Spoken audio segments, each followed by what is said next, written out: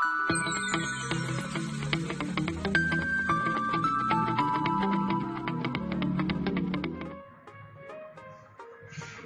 friends, this is Kruti Jai Pancholi, Assistant Professor in LJ Institute of Engineering and Technology in Department of Electronics and Communication.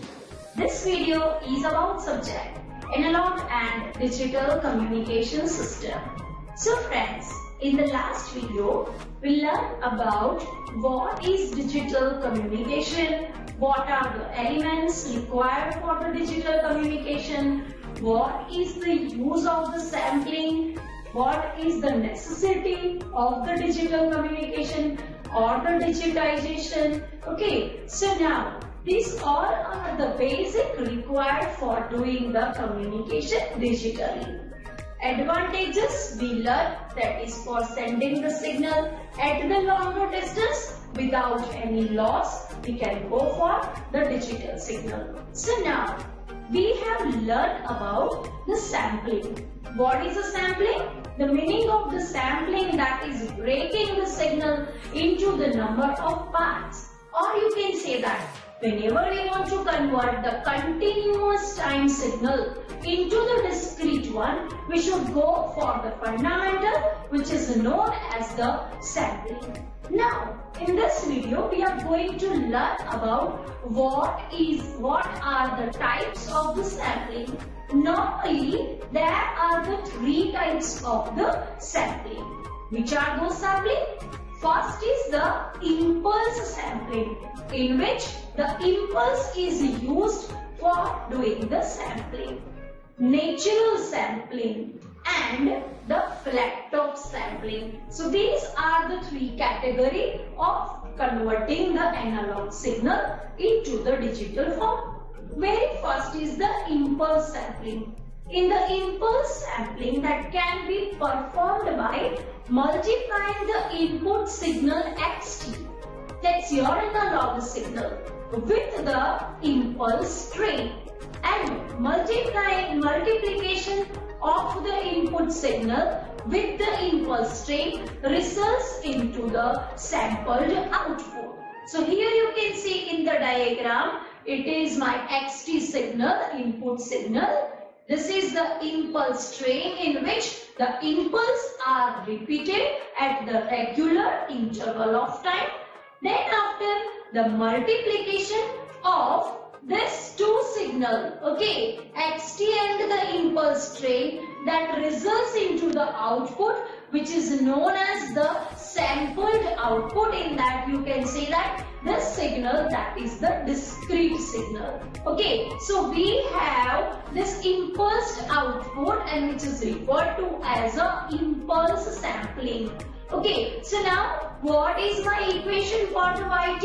Yt is xt multiplied by impulse strain. Now you know that what is the equation, okay, for the impulse strain? So it is xt multiplied by sigma n equal to minus infinity to infinity delta t minus nt. Okay, so nt, okay, after every interval that impulse signal that is repeated, and we should have the impulse strain which will generate the impulses at the regular interval of time. So that is why the yt signal, that is the yt is equal to the y delta t is equal to the sigma n is equal to minus infinity to infinity x of nt delta t minus nt. Okay, so you know that the t minus nt is equal to 0. So your first sample, that is equal to t is equal to nt. Okay, by putting the n equal to 1, 2, t, 3. Okay, you have all the impulses at the regular interval of time. Okay, now if you will do the Fourier transform of this particular signal, then the results of that Fourier transform, okay, that is the y omega is equal to the 1 upon ts or t sigma n is equal to minus infinity to infinity x of omega minus n omega s. So this is what it is the sampled output, which is referred to as the ideal sampling or the impulse sampling. Second, now here, yes, the impulse sampling, in that we should go for the use of the impulse train generator. Okay, but you cannot use this practically because the pulse width cannot be 0 and the generation of the impulse train, that's not possible practically. Okay, now the next category is the natural sampling. What is the natural sampling? The natural sampling that is similar to impulse sampling. The problem with this impulse signal, that was the generation of the impulse, in which the pulse width that tends to 0, that generation that becomes very difficult. So instead of using that impulse, can we go for the pulse width? Who is having the pulse width? Okay, so here in the natural sampling, impulse train that's replaced by the pulse train of the sum period. So you can see over here in the diagram what is the natural sampling. Everything is similar to the impulse sampling. So you can see here that the xt signal that multiplied with the pulse train. Okay, here now you can see that what is the difference between the pulse and the impulse, that you know. Okay, so here you can see that the pulse width that we have, and multiplying with this, we obtain the sampled output, that is like this. Okay, so this is what it is, the natural sampling. Third category of the sampling, that is known as the flat top sampling. Okay, so what is the meaning of the flat top sampling? So now here you can see that we have the xt original signal, the continuous time signal, multiply with this the pulse train, and results into this output. Now as we know that when the noise will be affected to the particular signal, that is affected at the top part of the signal. So now if you have the flat top sampling, what we can do? We can remove the noise. So during the transmission, the noise introduced, that is at the top of the transmission pulse, which can be easily removed if the pulse is in the flat top. Okay, and that is why the samples that are flat, having the constant the amplitude, and it is referred to as a flat top sampling, or you can also refer to this as a practical sampling. Now to perform all these tasks, okay, for getting that flat top output, what we should do? We should go for the sample and hold circuitry. Okay, so these are the various types of the method in which you can convert the analog signal into the continuous time signal. Now next topic, it's very important. It's about quantizing an analog signal.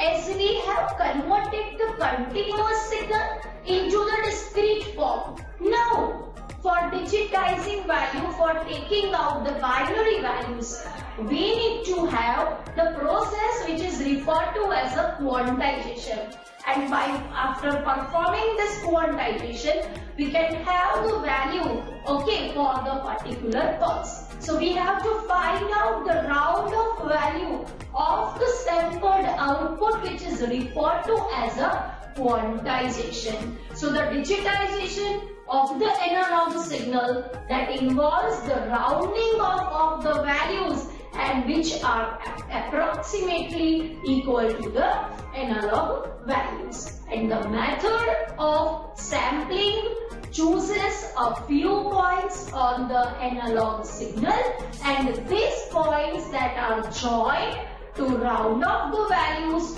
to a near stabilized values. Okay, so this process is referred to as a quantization.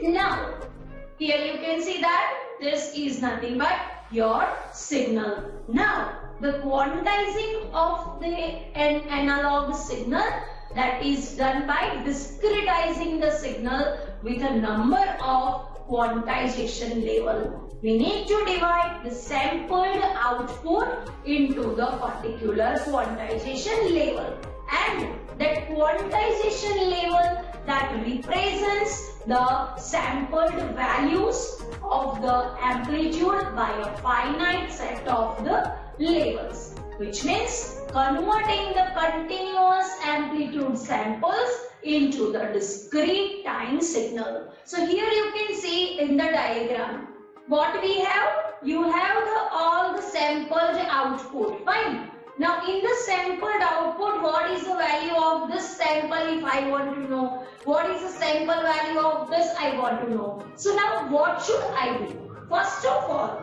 I need to divide my whole signal into the number of levels. You can see that over here all the dotted lines are available.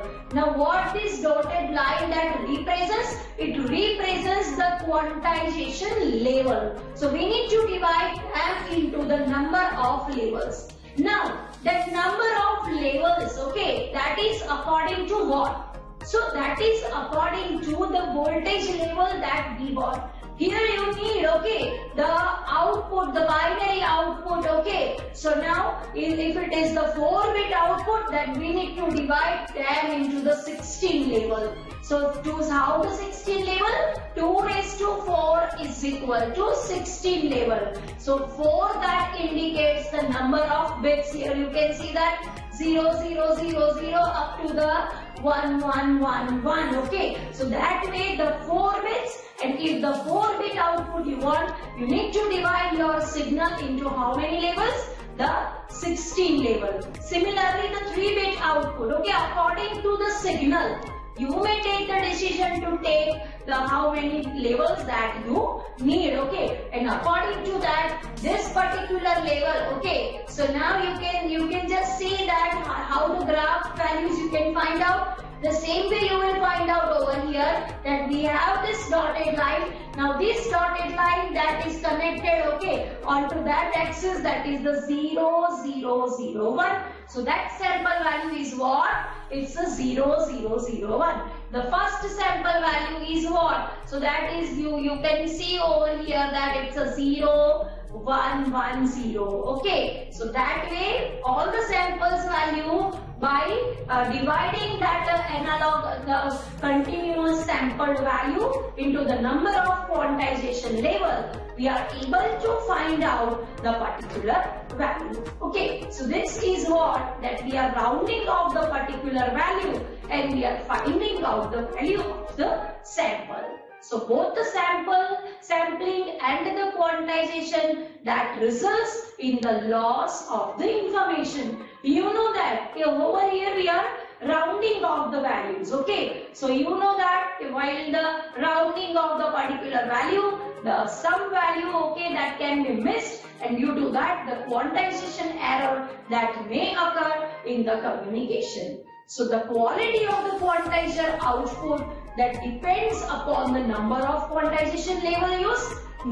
If the number of quantization levels are more, okay, your signal, that is, you will get the value that's very the precise output. Okay, so this depends upon the number of quantization level. And the discrete amplitude of the quantized output, they are known as the quantization levels, okay, representation levels or the reconstruction levels, okay. And the spacing between the two adjacent represents the level. It is referred to as a quantum or the step size. Okay, so this way here you can see in the diagram that this is the sampled output. Okay, it's a staircase waveform. Okay, and here by using it you can find out the value.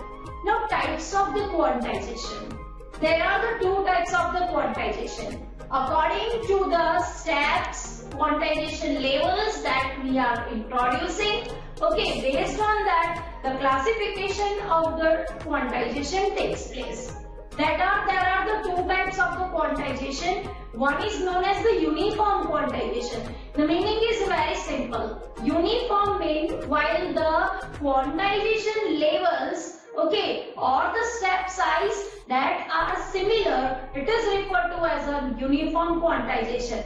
And when the step size that are not uniform, not same, it is referred to as a non-uniform quantization. Okay, so the types of the quantization in which the quantization levels are unequal. Okay, and most the relation that between them, that is the logarithmic, okay, and it is referred to as a non-uniform quantization. Now when we are finding the particular value of the sample, okay, now due to this quantization level, what we have, that we have the some difference between the values, okay. So what is that? So if the input and output value, okay, so that both is giving us the some difference, then we can say that that is a quantization error. Okay, so the processing of the system that results in an error, and it is nothing but the difference between the two values. Okay, so that is referred to as a quantization error. So difference between input value and the quantized value, it is known as the quantization error. And the quantizer is a logarithmic function that performs the quantization rounding of the value. And we know that in the digital communication block diagram, we have seen that the analog and the digital converter, then the analog and the digital converter, okay, that works as a quantizer. So now you can have the idea that when the digital communication block diagram is there, and what that analog to digital converter, that block represents, and how it gives us the values. Okay, so you can see over here that here it is the original signal and the quantized signal. Okay, so we have the output. Okay, so you can see that whatever the difference value that represents in the output, that as the quantization error. Okay, so this way we have the output, okay, for the sampled signal. So actual value of the particular sample that we have by finding out the quantization procedure. So next is the quantization noise. Okay, so what is the quantization noise? Whenever the quantization error means the difference between the original signal and the quantized output. Okay, so when it is occurring the analog audio signal, okay, so that results into the quantization error. Make for example, in the music, the signals keep changing continuously. Okay, and where a regularity is not found in errors, and such error that create a wideband noise, and it is known as the quantization noise. Okay, so it is about the sampling and the quantization. So thank you very much everyone.